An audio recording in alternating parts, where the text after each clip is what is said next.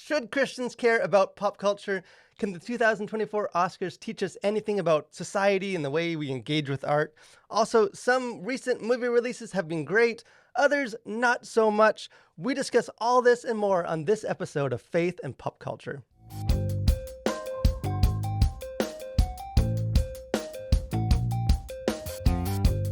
Hey, well, what's up, everyone? Welcome to episode number 1 of the Faith and Pop Culture podcast. It is me, your host, Daniel Blackaby, and I am honored, privileged to be joined today by my co-host, the Bowser to my Mario, Mr. Samuel David Kemp. What is up? It's always a pleasure, Daniel. Not too much. I'm very excited about the launch of our new podcast here and chomping at the bit, as they say, to get going. Because it's been a long time going. We've been gathering the wood, building the ship, checking the weather, and we were finally weighing anchor, setting off sail, pitching the hull, into mending the sails, sailing the stormy seas of the podcast world. But we're excited for this podcast, and also obviously we're excited that you are joining us for our first episode of this podcast. This is going to be a little bit of a different episode, just as we sort of lay some of the foundations for it. But we're thrilled for where this could this could head. But we did think, before we get into it, some of you listening or watching us for this episode might know us from other places, other stuff that we do with The Collision and movie reviews and our website, or even the live streams that we used to do. But for those of you that are joining us for the first time, I thought we could just sort of let you know a bit of who we are, why we're on, talking about these conversations, and sort of how we approach culture, because we're sort of coming at it from, I think, different perspectives. But why don't you, the man, the myth, people might know the myth, but who is the historical Sam? Yeah, well, hello, I'm Sam. I think, maybe the best way to describe myself is that I'm intrigued and interested in kind of all things culture and pop culture. I'm not, we'll get into this in a minute, but I wouldn't call myself like a pop culture junkie.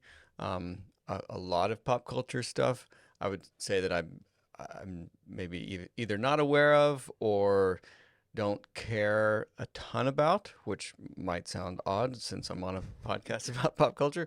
But I think sort of my approach to it is just finding a better understanding of pop culture and being able to think about it in more rational terms and with a level head, rather than perhaps how you see a lot of Christians reacting to pop culture. And so I don't necessarily want to be that person.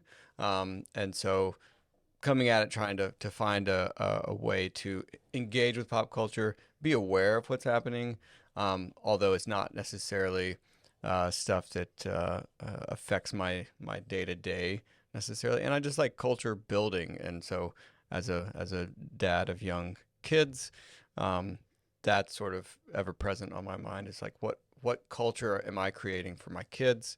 And whether that's, in the shows we let them watch or just the stuff we do as a family.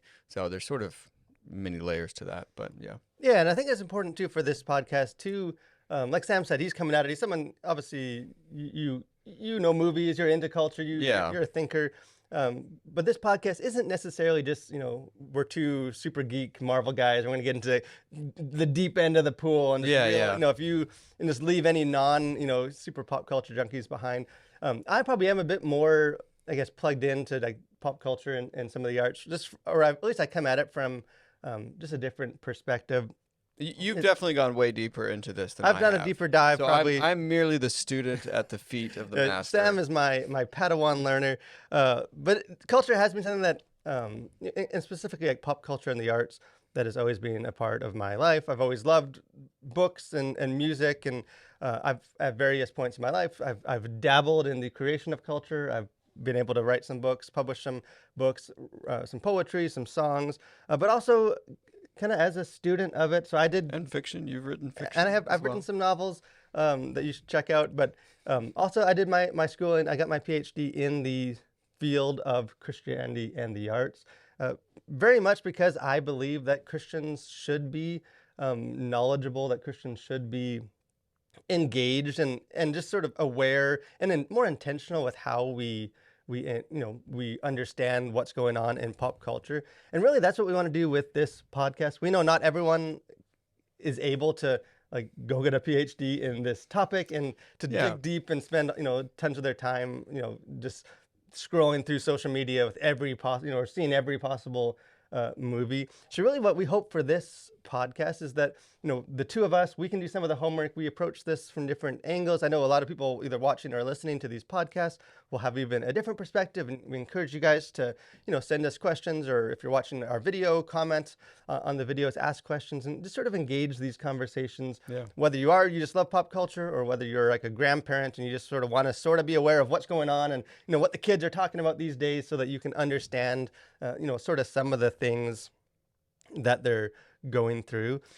So I guess with that out of the way, why should Christians care then about pop culture? Obviously, we care about it. We think it's important. But I would imagine there are Christians who may be listening and saying, "Doesn't affect me. I don't want anything to do with all the filth or junk that Hollywood's, Hollywood, the monolith, is putting out."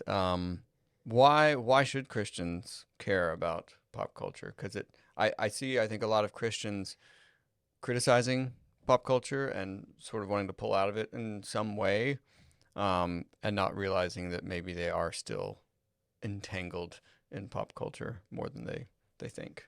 Yeah. So, what's the point, I guess, of us gathering each week, talking about this stuff? I think it is funny that, like you were saying, some people don't think we should care because they're either mad about it, or they just think it's, some evil thing, and which is caring about pop culture. Right. Like, I think at some level, everyone cares about pop culture.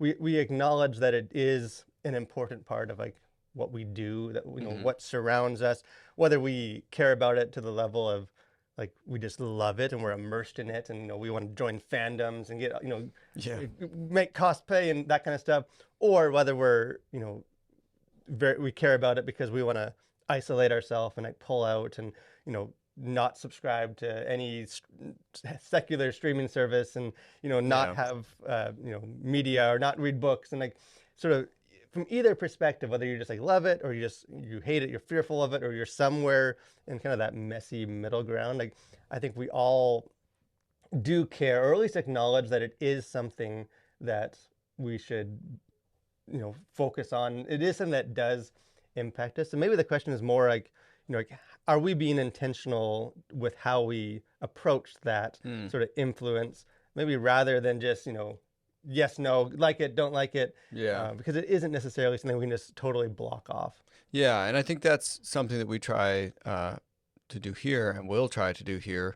Both as you and I sort of discuss whatever's happening in culture, in the news, but also we hope to talk to people who are out there making culture happen in a sense, various degrees, whether they're artists or even people in ministry that are doing something different, and I think that's a big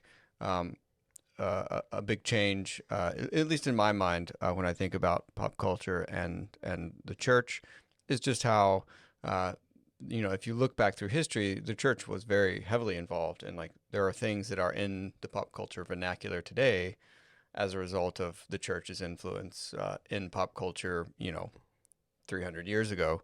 So maybe what are the main reasons, I guess, that people should be plugged into culture, at least to some degree? Why should they care about pop culture? Yeah, and I think like we were just talking about, I think in some level it's unavoidable, and we should care because we all know that it influences us.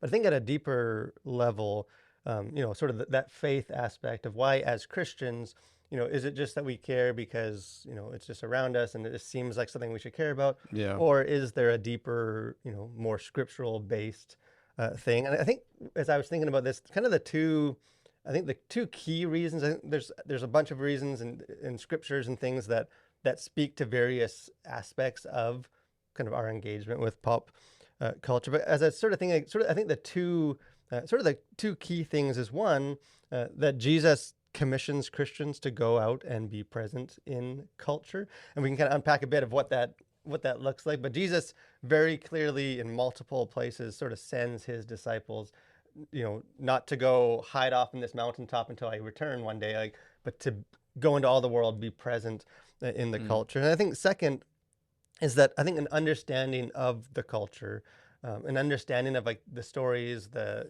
language, the iconography, all those things are an essential part for us to fulfill that calling of Mm. that Jesus sends us, that we do take the time to sort of understand the world that we're being sent into and the people that we're being sent to disciple, to make disciples of, that there is a degree of understanding where they come from, the influential kind of sources that are just surrounding their life. Yeah, and I think, when I was thinking about this, I think Christians have a very keen understanding of this when it comes to, say, missions. And I think when we, commission missionaries to go into a different culture, to share the gospel, and to preach the good news, I think there's very much awareness of like, what is the culture of that place that I'm going to like to be a witness, and what things can I do, what practices can I adopt that are culturally relevant in that place, in that country or city or wherever you go. But I think we're less aware of that for ourselves, like when we live perhaps where we've grown up, or in the country that we grew up in. We're not crossing cultural barriers, and so I think it can be harder for us to understand why that's an important thing for us to do as Christians where we are. Um, Well, I think there's maybe like a disconnect between like the secular and the sacred, where like if we like if we're going to go as missionaries to some foreign country, like there's an understanding that we should know sort of the mythology of the culture, like the religious yeah, beliefs that are like the foundation of this, the worldview of these people, in order so we can find those connection points and be respectful and have those spark those dialogues. But I don't think we are always as quick to make the connection between like more like the secular mythologies, like the yeah. ideological stuff from that is happening in like our local uh, area of influence, like that's coming through things like movies or through trends or being at least espoused publicly by some of these like celebrities on stage or through music and like the various ways that I think the way people you know are shaping their beliefs or understanding like the world and sort of their place in it is being influenced by these by pop culture almost as much today as it is by any kind of like religious or sort of this like almost like a religious secular equivalent. Yeah, and I think that you know, I I think the other thing is that like politics and sort of the shaping of law and that whole aspect of things is downstream of culture. And so as I sort of observe what's happening in the world today, there's a lot of like I see a lot of hand wringing about laws or political figures or whatever else, and a lot of energy is put into that. And I think the problem with that is all of those things are downstream of what's happening in culture and happening in pop culture. Like there's so many examples of things that happened on TV shows or movies for the first time that were like groundbreaking in the sort of progressiveness of it that seem kind of laughable today. The stuff that happened 15 years ago in a show was like unheard of then, but now it's like commonplace. And so I think another reason that Christians should care about this is we are being shaped, our culture is being shaped by what's happening in pop culture, what you Yeah, well, see. almost anything you like, any of the like outrage, any of the things that like this the discussion, the heated discussion points Yeah, that we find today, you can look back 5 years or 10 years, 15 years, and like you can find like the seeds of that. And it wasn't through like politicians don't make things popular. Like right, politicians capitalize on what's popular because they right. want you to what's already popular so that people vote for them, so that they like the things that really are that make things popular is through the arts. It is through Yeah, media. It's through all these. It's through influential, charismatic artists or people or whatever you want to call them.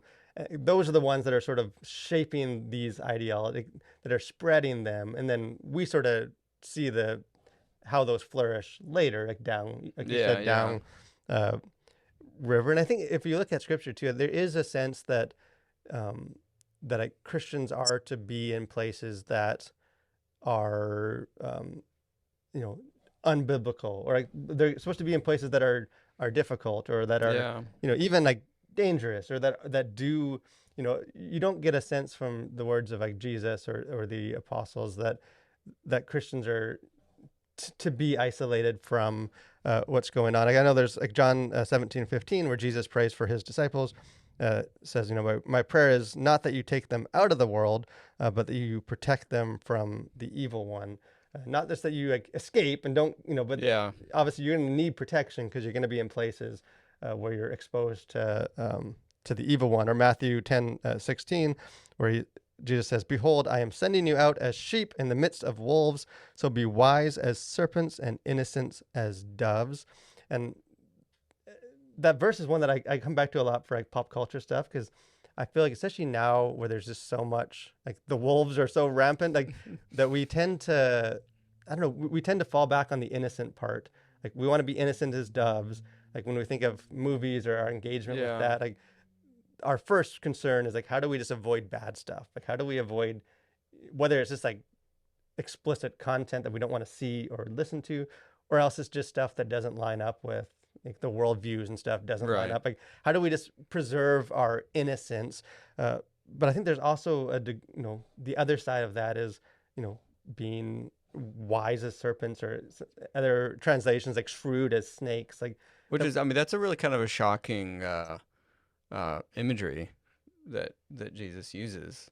You know, like well, we because like the snakes, dove. like Yeah, in like we the like the Bible, like dove snakes part. are Yeah. usually the, like you don't want to be a snake. Like snakes are, you No. know, the serpent in Eden. Like, but it Right. is interesting that he uses that, you know, that imagery of like being shrewd and being wise, and Yeah. um, but I think the implication of that is that, you know, and I think those are connected. Like to preserve innocence, you got to also be shrewd. Yeah. But I think Yeah. there's also a degree of just, you know, you can't just protect your innocence. Like you're also, if you're going to fulfill the calling, like if you're going to be sent out among wolves, then you also got to learn how to be shrewd. You got to learn how to be wise, how to actually like process these things and these ideologies in a way that doesn't just totally derail your faith, or Yeah. you know, or just a level of ignorance where you have no connection points Yeah. because you're so sort of pulled out from the culture. And I think, that's the thing that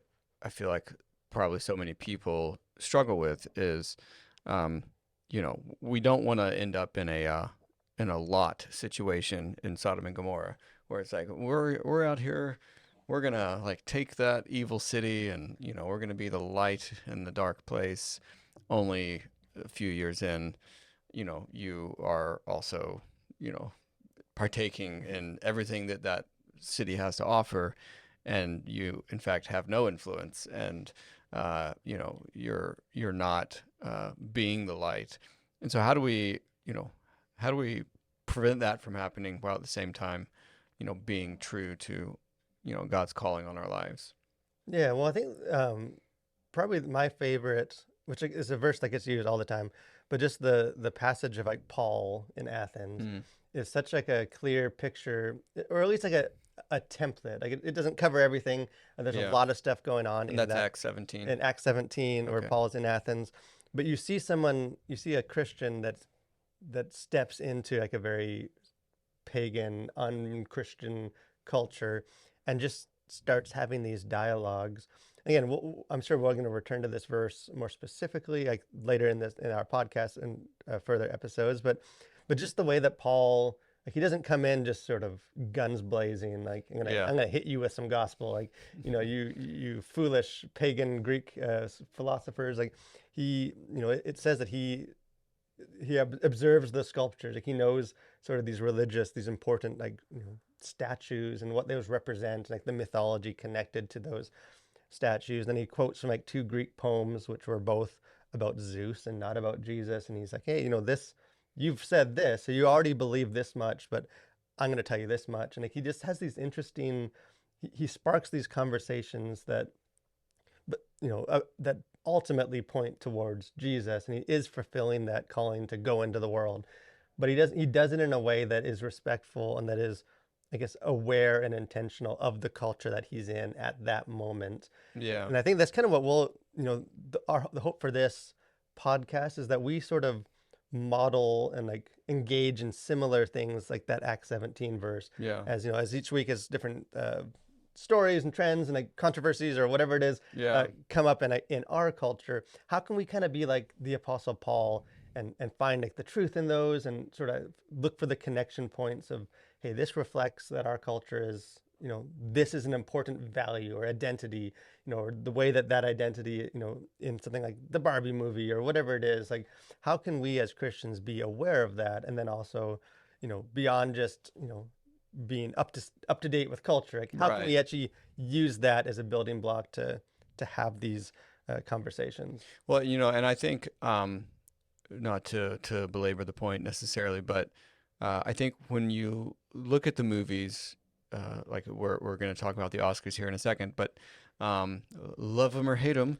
But when you look at, say, the movies that have been produced in a given year from a culture, I think it's also, informative to see like what are the things that, sort of maybe the zeitgeist of a nation or of a culture is wrestling with, because they are trying to give answers or at least ask questions that are sort of universal.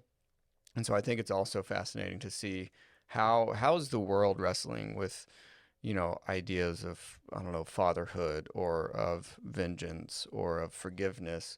How does that play out, and what are the answers that are being given or at least offered as a way to cope with various just universal human experiences. And so I think it can also just be very informative to so that like where are people coming from when they think about you know these bigger questions in life. Yeah, because there's so much talk about things, something like identity, and like that's Right. such a core value today, and I think that can even draw a lot of like passionate, even like anger from people within the church at the culture, and Yeah. things are so off the rail, it's all emotional, and like I think things like the pop culture, just like the some of the trends and the movies and the stories are a way for us to understand that more, and I think get to the heart of it. These are people wrestling with these important things that we might not fully understand, but we should understand if we Yeah. want to provide answers. Like we gotta be aware of the questions. Like we gotta be aware of what they're wrestling with. Yeah. But one of the things, speaking of, like you already mentioned the movies and how those reflect. Kind of a topical thing for this week is that the Oscars just happened. My favorite show of the year, finally. Yeah, just last Sunday, the Oscars. And I know the Oscars get, just I think Hollywood in general gets a lot of flack these days, uh, at least from like conservative Christian communities. People are just, Really? yeah, you might not be aware that people have thoughts on Hollywood. In some ways, Hollywood almost gets painted as like this, like as like some person, like it's Yeah. the enemy. It's like the Yeah. Sauron, and Christians are mad. But obviously, Yeah. it's way more complicated than that because there's tons of people involved, and there's so many aspects of sort of that industry. But the Oscars really are one of, I think, the remaining like it is one of the key moments on the calendar for the entertainment industry. Like It is. I Yeah. know some people are tuned out. I know the ceremony itself gets some flack for just, hey, do we need to hear a bunch of celebrities just, giving us political speeches, or, I think some of that stuff has like soured the conversation a bit. Yeah. And I don't know, I don't really, unless you want to talk about John Cena showing up butt naked to present. No, I'd rather not. We could, if we want to do No, a we deep, can skip that one. but I don't necessarily want to focus too much on just like the ceremony, because I don't necessarily always care about that. I do from the sense like what we've been talking about, but like I don't enjoy necessarily all the speeches and all the Yeah. Yeah. But I do think there is something important still about the Oscars, and like about the there's tons of award shows. It seems like every month there's some new, like the Golden Globes or the Critics' Choice or whatever. The Emmys. Kids, the people, yeah, like, there's all these awards. Nickelodeon. But I think there is something that I do enjoy about like the Oscars, and just pausing to celebrate like the best, at least from a certain perspective of like, Yeah. or at least what is acknowledged by the Academy and like the industry itself as being like, this is good art. Like these are good movies. And it seems like this ceremony, um, we haven't seen a whole lot yet of like if there's like tons of backlash. I know some people maybe thought Barbie should win more, or there's always, people that disagree with the choices. Yeah. But it seems like for the most part, this whole ceremony had a fairly positive, like, people seem to be happy about the movies that were nominated and the movies that won and the discussions around it. But any kind of thoughts for what you saw with the Oscars? Yeah, I mean, again, like I'm not in the weeds of this as much as others, but again, this is totally non-scientific, but it does feel like there's a general sense that like, this was an okay award show. Like, I think there were some really fantastic films. Like, just, I mean, they're always, I guess, high quality, but I feel like there were maybe there were less preachy movies this year, but obviously, if you have Christopher Nolan involved in a film, like, it's going to be a pretty epic movie, and obviously of the highest quality. But I don't know. It does seem like it was more of a celebration of the art form this year, and I don't know. Again, it's not scientific, but I think just a general sense is like we're celebrating movies this year, as opposed to, I don't know. It just seems like years past, it's been way more like, controversial. Maybe nobody got slapped on stage, so I guess there was that. So yeah, I don't know. I think in general, it seemed to be more of a celebration of the achievements of the filmmakers and the movies that have been put out the past year. I don't know. And I was able to see. I didn't see all the Best Picture nominees. I saw a bunch of them, but I feel like the Oscars in some ways too are also just like they're a good case study for Christians. Yeah. Because I think Christians should care about good art. Like, Yeah. whether we agree necessarily with like this was the best movie made and not this one, like, I feel like Right. that's part of the fun of like the entertainment. Well, everybody loves a competition, and so I think that's maybe partly why the Oscars have remained relevant for so long, or and I think maybe getting back to some of that is good. To, like, hey, this we are competing for the best, and it's not it's not like a sport Yeah, and it's not necessarily, even an objective like, well, the Academy said this was the best, therefore. right. I mean, it's how do you But it's the conversation. It's people stopping to talk about like what is a good movie, what makes a good movie. yeah There's we can appreciate just good acting in a film. We can appreciate, like, I was pumped to see Godzilla Minus One, which is like my favorite movie of last year. Such a good movie. Won visual effects, and yeah you can celebrate movies like that are doing interesting things. But there's a verse that might not seem like it applies to the Oscars, but I'm going to try and make it apply. Is Philippians 4:8, where it says, Paul saying, "Finally, brothers and sisters, whatever is true, whatever is noble, whatever is right, whatever is pure, whatever is lovely, whatever is admirable, if anything is excellent or praiseworthy, think about such things." And I was thinking about that verse again. Paul's speaking in different context to the Oscars, of the first century Oscars, yeah necessarily, the theaters or whatever you would call that, the awards for that.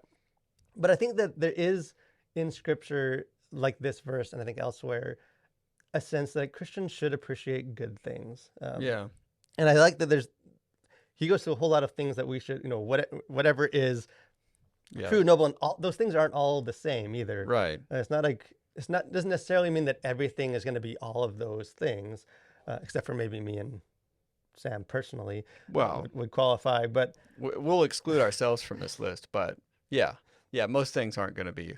most things will fall. Like, I think because when you think about that, like with the Oscars, even like some of the more controversial, like Oppenheimer, it's wins Best Picture, wins like 7 or 8 Oscars. Like Yeah. it's the champion. I guess the star of the night, as people predicted it would be. Nolan wins Best Director, Best Actor. Like, tons of Yeah. awards go on for this, and I think, like, I know the review I did for that movie, there were lots of opinions, and just like the movie itself, because there's also nudity, like there's also Yeah. kind of gratuitous kind of sexuality in that, and like I think as Christians we struggled with, so what do we do with that? Because Right. when you're watching that movie, there is a sense that, like, this is a special movie, like this this is good. Like, this is, Yeah. this is like for the Philippians verse, like this is excellent. Like there's things to praise about like this film. And I feel like Christians should be able to do that. Like just, Yeah. not necessarily I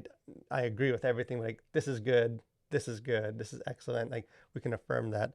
Yet there are things in that movie that we would say maybe isn't pure or isn't like, isn't noble or admirable with as far as like the sexuality. And I feel like that's where the cultural stuff gets tricky of like, Right. because the fallback is just totally cut out, where we don't care about good movies anymore. Like this faith-based film might not be excellent, but it's pure and it's admirable. It's So that, praiseworthy. but it's, yeah. And then something like Oppenheimer might be excellent, but there's stuff in it that we also don't. So as we're trying to kind of like, divide our brain for these things, like I think that's where some of the frustration or just the confusion about like Christians engaged with things like the Oscars or movies come from. Yeah. Yeah. And again, I think back on like Christians of years past and some of the like just the great art that has stood the test of time.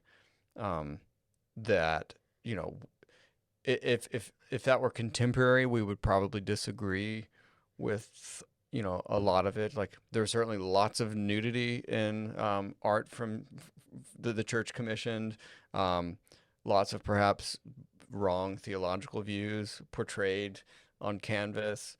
And so I don't know. I think that is such a good guiding verse as you approach culture, as you approach movies or TV or whatever music, is not necessarily to try and find only consume the thing that hits all of those criteria, but maybe try and parse those out a little Yeah, bit more. and way like I know like I like I said I saw a lot of the best pictures. I didn't see Poor Things, and part of that was because from my own research, like there just was a bunch of sexual stuff in it. There was, and I was conflicted as far as like I should review this. Like I think people want to know about this, but also just as I'm trying to like live out these verses, like Right. I don't necessarily, I'm a married man, I'm a Christian, like I'm just a guy. Like I don't necessarily want to be in like a movie theater watching that. Like maybe at home we can like, with my wife, we can skip or, approach it differently. Right. Um, because I think that it is valid. There are valid concerns about that stuff, and Sure. and Sure. we're going to get into in like other episodes, like how do we watch movies? How do we actually have those conversations, and like how do we balance some of that? Like, you know, is what's appropriate, according to Scripture for us to do? What should we just uh, stay away with? But I do think that there is like with that verse, like there is a foundation just to and I think like a allowance just to appreciate good things. Like Yeah. to hey, this is good. Doesn't necessarily mean I want this philosophy to be my own worldview, but we can appreciate culture because culture Yeah. actually is good. Well, and I think that's the thing. Like when something is excellent or something is well crafted, I think like it's okay to acknowledge that. You don't have to like agree with it wholesale, but I think it'd be silly to be like, oh no, that's a bad movie. You know, just carte blanche, sort of speak about something, uh, versus saying, well, excellently made, but I have problems with how they portrayed this or that, um, but not being afraid to say, hey, this was good. Maybe before we wrap on the Oscars, what were maybe a couple of takeaways? I know neither of us watched the whole thing or even half of it, but like I watched some of the acceptance speeches and I saw some of the awards and stuff. But was there any final thoughts on the Oscars from you? Like, was there something that stood out as you've sort of seen this? Yeah, well, just it's just interesting how much it sort of reflects because again, if you are plugged into sort of the discourse, like it's the Oscars happens, but there's so much leading up to that, and like the way that things are understood, and Maestro, Bradley Cooper's film, which I reviewed and I actually liked, although it obviously had centered on like a gay man, and there's some stuff in there that to be aware of. Like, I thought it was just a good movie, but it sort of like it came out as like one of the favorites, and then it sort of almost became a villain, and no one liked it, and like I just sort of seeing people, the discourse of it, like beyond just the ceremony, I feel like was interesting to me, just how people are processing things. Like I said, I was glad that Godzilla minus one won visual effects, despite the fact that it had like a $10 million budget. Like it's, Yeah. just the appreciate some of the excellence of that. And I saw too that um, the Heron and the Boy, the Ghibli Studio Ghibli Yeah. film won Best Animated Picture, which last year Del Toro's stop motion Pinocchio film won, which is the first time since they've had that category that like a non-computer animated film has won that award like back to back years. Like, Oh, there's wow. always been being a computer animated, and I don't know, maybe So just a technical question. Boy and the Heron, that was not computer no, that's all like animated? 2D drawn, like Oh, it's a is very it? classic, like Oh. beautiful film. And then last year was stop motion, and Oh, okay. and So you and learned maybe it's something just new. that hey, that's just how it lined up. These happen to be the best films were non-computer animated, but it does feel like there's some sort of nostalgic look back to some of these Yeah. other mediums, and obviously when something wins, that tends to like set the now people like 2D. So you never know like what's that's gonna lead to. Um, Yeah, well, and I think you just also see that there is a craving for excellence, and like visual effects budgets don't necessarily correlate to good visual effects. Because I think we've all seen movies that are just total visual effects junk food, and it's like you could tell that they had a huge budget and they just well, and even I think just the desire for something tangible and real. Like yeah, there's computer CGI in Godzilla too, but a lot of that was practical, and then like right. the animation, a lot of that is, you know, hand done, like more tactile. That I think there is sort of a longing for a return to more of like a direct. Not that computer animators aren't talented and like they're doing the animation, but they're just sort of that direct, tangible, like tactile thing. I don't know. It seems like there is sort of uh, this longing to return to some of that.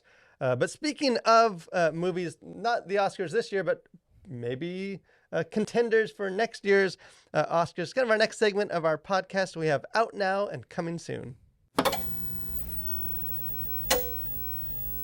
All right, so this part of our show, Out Now, Coming Soon, as you might surmise, is about what is out now and what is coming soon. So we've got a few films that we've already reviewed, and by we, I mean Daniel. Um, so what? So I'll run through them, the ones that are out now, which is Cabrini, Kung Fu Panda 4, Dune Part 2, all heavy hitters. Um, what's your maybe overview of these three films? We have, Daniel's done reviews on all three of these. Um, if I had to go to one this weekend, Daniel, which one should I go to? Well, it's hard to say no to a cuddly Kung Fu Pandas. Yeah. Um, So Kung Fu Panda, that's the fourth film in this series, and I loved the first one.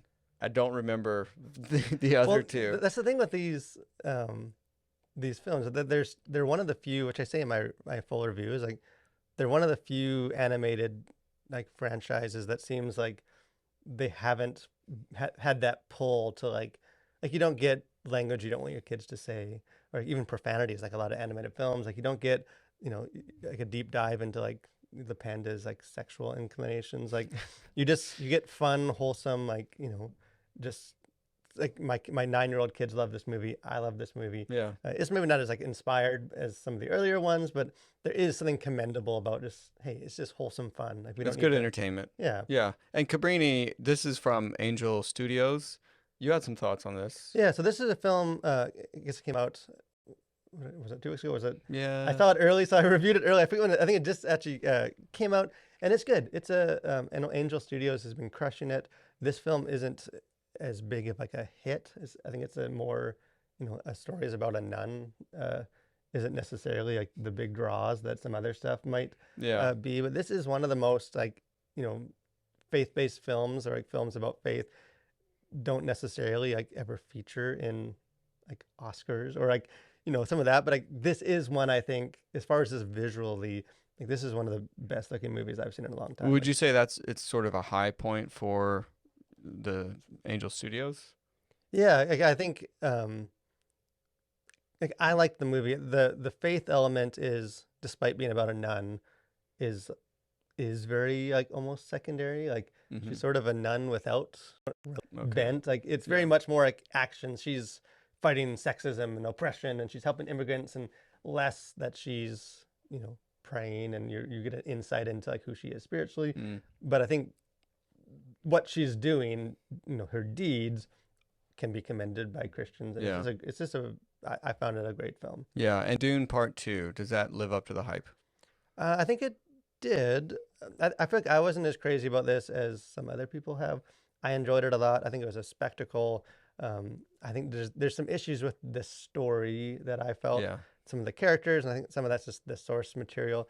Although I do think it's interesting, those three films are all religious. Like they're all very much from different angles. Like Cabrini is very much like, more like our, Christianity and like doing deeds. Kung Fu Panda is very spiritual and like more like an Eastern sense of he's Poe's becoming the spiritual mentor now instead of a warrior. And then Dune Part 2 is very religious, very much like he's, Paul Atreides is like a messiah for these people. And there's prayer and there's talk, like that. It's interesting to see sort of these three movies in a row all wrestling with like religious themes, but from different perspectives. Yeah, and speaking of religious themes, Mark Wahlberg has a new film, Arthur is King. He's sort of kind of become well known as kind of this Catholic figure, I guess. Maybe not too much, but he's just very outspoken about his Catholic faith. Does Arthur is King, does that live up to his Catholic heritage? It doesn't. It does live up to his heritage of being no stranger to the odd curse word. As Arthur is King, this movie actually comes out tomorrow. It will hit theaters. I had the chance to see this movie early, and it was kind of a bummer. It kind of, I'll have my full review if you guys want to get a deeper I'll dive. definitely not watch that one then. But there's, it's a cute movie about a dog, but it has, there's an F word. There's over 50 minor profanities and other terms, and it just seemed like a movie that didn't match the expectations you would expect from, a cute dog movie to take your kids to. Yeah, yeah. And maybe the last one we'll mention that's coming soon is One Life. Yeah, so this is a movie that I should be reviewing coming out. I had a chance to see this early, but I wasn't able to make it, so I'm going to try and catch it this weekend. But Anthony Hopkins seems like a very emotional, kind of moving drama based on that viral video from years ago of a man that helped a lot of Jewish people kind of during the Holocaust, and just sort of I think the power of one life that he can have. So it does seem like a movie that I have not seen yet, but that I think will be one that I think Christians might enjoy. Yeah, and I think that the movie we talked about just before is maybe Arthur the King, not is King. Yeah, maybe reading that wrong. We'll fact check that. But yeah. But moving to kind of our last segment to shut things down here for our first debut maiden voyage, we have things we like that you should like too.